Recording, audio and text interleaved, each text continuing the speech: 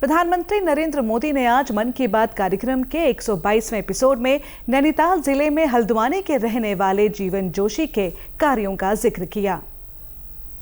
मेरे प्यारे देशवासियों, आज मैं आपको एक ऐसे शानदार व्यक्ति के बारे में बताना चाहता हूं जो एक कलाकार भी हैं और जीती जागती प्रेरणा भी है। नाम है जीवन जोशी, उम्र 65 साल। अब सोचिए, जिनके नाम में ही जीवन हो वो कितनी जीवंतता से भरे होंगे। जीवन जी उत्तराखंड के हल्द्वानी में रहते हैं। बचपन में पोलियो ने उनके पैरों की ताकत छीन ली थी, लेकिन पोलियो उनके हौसलों को नहीं छीन पाया। उनके चलने की रफ्तार भले ही कुछ धीमी हो गई, लेकिन उनका मन कल्पना की हर उड़ान उड़ता रहा। इसी उड़ान में जीवन जी ने एक अनोखी कला को जन्म दिया। नाम रखा बगेट।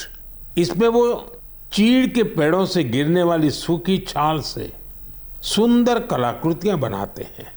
वो छाल जिसे लोग आमतौर पर बेकार समझते हैं, जीवन जी के हाथों में आते ही धरोहर बन जाती है।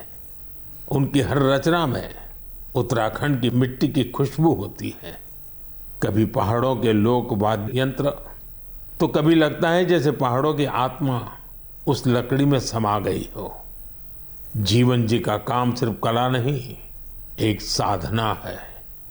उन्होंने इस कला में अपना पूरा जीवन समर्पित कर दिया है। जीवन जोशी जैसे कलाकार हमें याद दिलाते हैं कि परिस्थितियां चाहे जैसी भी हो, अगर इरादा मजबूत हो तो नामुमकिन कुछ नहीं। उनका नाम जीवन है और उन्होंने सच में दिखा दिया कि जीवन जीना क्या होता है। उत्तराखंड के मंदिरों की प्रतिकृतियों से लेकर पारंपरिक संगीत वाद्य यंत्रों तक जीवन जोशी की कृतियां इस क्षेत्र की समृद्ध सांस्कृतिक विरासत को दर्शाती हैं।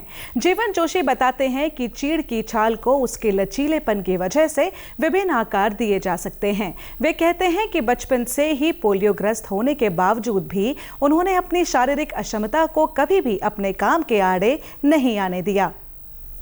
मैं चाहता हूँ कि जो कला मेरे पास है उस कला को मैं और लोगों में दूं, ताकि वो कला जीवित रह सके, और रोजगार के लिए एक रास्ता लोगों के लिए बना सकूं। जो बच्चे बाहर आकर के यहाँ आकर मजदूरी कर रहे हैं, ये कर रहे हैं, उन लोगों को गांव पर ही ये रोजगार देना चाहता हूँ, ताकि क्या कहते हैं वहां से पलायन हो गए और वहीं पर उन लोगों को छोटा रोजगार मिल जाए।